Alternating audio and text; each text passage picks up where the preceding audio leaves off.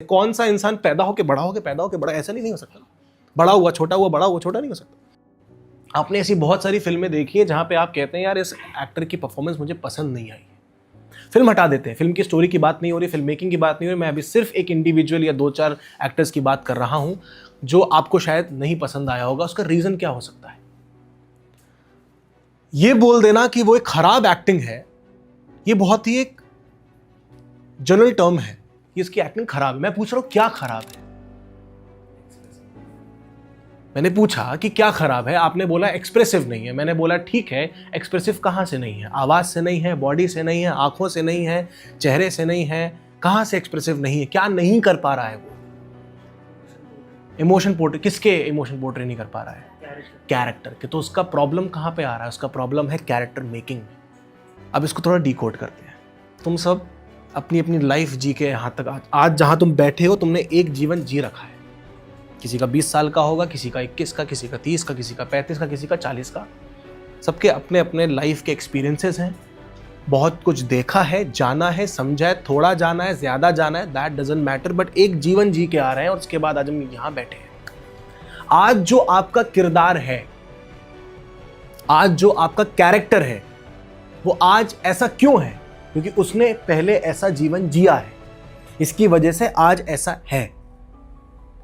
आज से 2 साल पहले ऐसा नहीं है, आज से 10 दिन पहले ऐसा नहीं है, तो आज से 10 दिन बाद भी ऐसा नहीं होगा, आज से 2 साल बाद भी ऐसा नहीं होगा। अगर हम पॉइंट ए से पॉइंट बी से पॉइंट सी जा रहे हैं, ये 3 पॉइंट ही मान लेते हैं, पैदा होना, लाइफ का मिड और डेथ, ये ऐसे नहीं जा सकते कभी भी। हमारी लाइफ ऐसे लीनियर नहीं हो सकती कि जिसमें कुछ भी ना हो रहा हो। अब बस हम जीते जा रहे, एक पॉइंट पे आते हैं, हमारी लाइफ का मिड होता है, हम आगे बढ़ते यहां पे हम जाके मर जाते हैं। ऐसे तो लाइफ नहीं चल सकती ना, ऐसे आपकी लाइफ होगी। तो वो लाइफ कैसी हो सकती होगी? वो अगर स्ट्रेट लाइन नहीं है तो वो कैसी है? कैसी है वो लाइन पे? अप्स एंड डाउन्स तो चलो, मल्टीपल फेजेस ऑफ लाइफ हो गए। ये है आर्क। आर्क का मतलब ये नहीं कि लाइफ उठी गई और ड्रॉप हो गई। आर्क का मतलब है कि हमारा लाइफ साइकिल कैसे चल रहा है। डार्विन्स थ्योरी याद है? याद है किसी को? क्या थी? है फिटनेस ऑफ। उसकी थ्योरी के दौरान जब बहुत सारी पिक्चर्स हमने देखी हैं, तो उसमें ऐसा एप से हम धीमे धीमे करके इंसान हो रहे होते हैं, ऐसे जा रहे होते हैं, ऐसे जाके मर जाते हैं। एक वो पिक्चर याद होगी अगर किसी को, अगर स्कूल में पढ़ाई करी है तो। और अगर इंटरनेट पे कभी कुछ देखा है तो बचपन से लेके बड़े होने तक और बूढ़े होने तक की भी पिक्चर्स बहुत सारी मिलती हैं, जिसमें डिफरेंट लाइफ के फेजेस दिखाए जाते हैं। आप उसको कभी उस पर पेंसिल लगाओ और एक लाइन खींचो, आपको आर्क मिलेगा। वो आर्क हाइट का भी होता है, पैदा होता है, बड़ा होता है। ऐसे अगर करके मैं फोटोज लगाता जाऊं तो वो बड़ा होता जा रहा है और धीमे धीमे करके बूढ़ा हो रहा है, वो श्रिंक होता जा रहा है। क्या बन रहा है? वो आर्क बन रहा है। मैं भी लाइफ के वेरिएशंस की बात ही नहीं कर रहा हूं, मैं तो अभी बात कर रहा हूं आपके कैरेक्टर आर्क की, कि इस पॉइंट पे, ए पॉइंट पे अगर यहां से शुरू हो रहा है तो वो ऐसे नहीं जा रहा है, ना कि वो ऐसे। कौन सा इंसान पैदा होके बड़ा ऐसा नहीं हो सकता। बड़ा हुआ छोटा नहीं हो सकता। लाइफ का आर्क कैसा है? वो यूं। अब इस आर्क में जो ऐसे जा रहा है, अब इसके ऊपर मैं वापस से पेंसिल रखूं और इसमें लाइन खींच के अलग अलग लाइफ के फेजेस में इसको डिवाइड करूं, फिर उन फेजेस के बीच में मैं जिगजैग कर सकता हूं अपनी लाइफ के अप एंड डाउन्स के हिसाब से। अगर ये ए पॉइंट है, ये बी पॉइंट है, ये सी पॉइंट है, तो ए से बी के बीच में मैंने 3 फेज बना दिए एग्जाम्पल के तौर पे। बी से सी के बीच मैंने 3 फेज बना दिए, मेजर फेजेस। मतलब 0 से 20 साल, 20 से 40 साल, 40 से 60, 60 इज द मिड, 60 से 80। मैं 100 साल जीने के मूड में हूं, तो 80 से 100 पे निपटा देंगे इसको। सेंचुरी मार के मैं निपट जाऊंगा। अब इन फेजेस के हिसाब से मैंने उस आर्क को डिवाइड किया। अब इन फेजेस के बीच में उस 20 साल के दौरान जो भी मेरे साथ हुआ है, घटा है, मैंने पाया है, मैंने खोया है, मैं उसका एक कंपाइलेशन बनाऊंगा और फिर वो मैं जिगजैग लाइन खींचूंगा उस फेज के अंदर।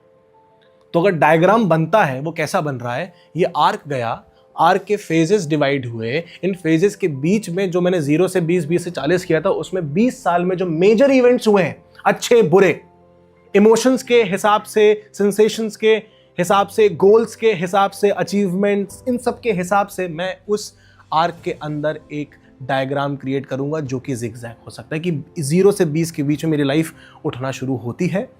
एक ही पॉइंट आता है जहां पे मेरी लाइफ का सबसे बड़ा ड्रॉप आता है। उस ड्रॉप के बाद मैं उस ड्रॉप को कुछ सालों तक जी रहा होता हूं, फिर कुछ ऐसा मेरी लाइफ में होता है कि वो एकदम से जंप करता है और वो उस आर्क को पार करता हुआ टॉप पे चला जाता है। 0 से 20 के बीच में ये वो पॉइंट था जब मैं अपने लाइफ के एकदम पीक पे था, उस फेज में। फिर कुछ आगे साल मैंने ऐसे ही बिताए। जैसे ही मेरी 20 की उम्र आने वाली थी, जहां पे मेरा फेज का वो पॉइंट एंड हो रहा है, दूसरा फेज स्टार्ट होने वाला है, कुछ ऐसा होता है मैं वापस से ड्रॉप पे आता हूं। जब ऐसे अपनी लाइफ को हम डिवाइड कर रहे हैं तो हम भी तो क्या है, हम भी तो किरदार है ना। वो एक्टर जो उस किरदार को पोर्ट्रे कर रहा है, उसका भी तो एक आर्क है। आपको उसकी एक्टिंग अच्छी इसलिए नहीं लग रही क्योंकि उसने उस आर्क पे कभी जीवन में काम नहीं किया है। उसने अपने किरदार को लीनियर बना दिया है। I will take a example of Varun Dhawan. उसकी 2 फिल्में ले लो आप, 2 फिल्में ले लो, एक चलो 3 ले लेते हैं, अक्टूबर ले लो, बदलापुर ले लो, और फिर कूली नंबर 1 ले लो, मैं तेरा हीरो ले लो, या और भी ले लो।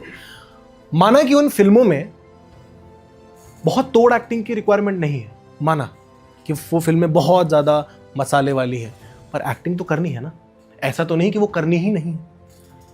तो ऐसा भी नहीं कि उस फिल्म में उस किरदार का कोई आर्क नहीं है, उसका आर्क है। जहां से कहानी शुरू हो रही है एटलीस्ट वहां से लेके उतने दिन का तो आर्क है ना। वो आर्क तो वो एक्टर दिखा ही सकता है।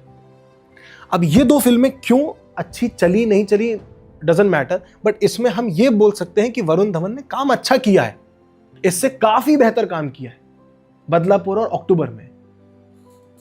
अब रीजन बहुत सारे हो सकते हैं, डायरेक्टर के साथ बैठा हो, उसने बताया हो, वो हमें नहीं पता, हमें काम पसंद आ गया क्योंकि हमें आर्क दिख गया। और आर्क देखना इज नॉट समथिंग कि हमें आर्क बनता हुआ दिख रहा है, हमें समझ में आ रहा है ये किरदार बदल रहा है, डे बाय डे ये चेंज हो रहा है। अगर शूट 20 दिन का है किसी फिल्म का, एग्जाम्पल के तौर पे समझिएगा, और उसकी कहानी, जो उस फिल्म की कहानी, उसका जो टाइमलाइन है वो 2014 से लेकर 2021 तक का टाइमलाइन है, और आपका किरदार 2018 से 2020 के बीच में, मतलब 2 साल का उसका एक टाइमलाइन आता है, तो आपको 2 साल के चेंजेस तो दिखाने पड़ेंगे। ऐसा तो है नहीं कि आपका 2018 में जैसे आप है वही 2020 में आप है। इतनी सारी चीजें हुई होंगी, उस आर्क की मैं बात कर रहा हूं। इट इज नॉट कंपल्सरी कि आपका जो किरदार है वो पूरा ए से बी और बी से सी वाला वो बचपन से बना है, नहीं। फिल्म में जितनी कहानी है, जितना आपका टाइमलाइन है, उसके हिसाब से आप वो आर्क को रेडी करते हैं। लेकिन इस आर्क को रेडी करने में आपके अपने निजी जीवन के एक्सपीरियंसेस काम आते हैं, क्योंकि सब कुछ आपको स्क्रिप्ट से नहीं मिल सकता।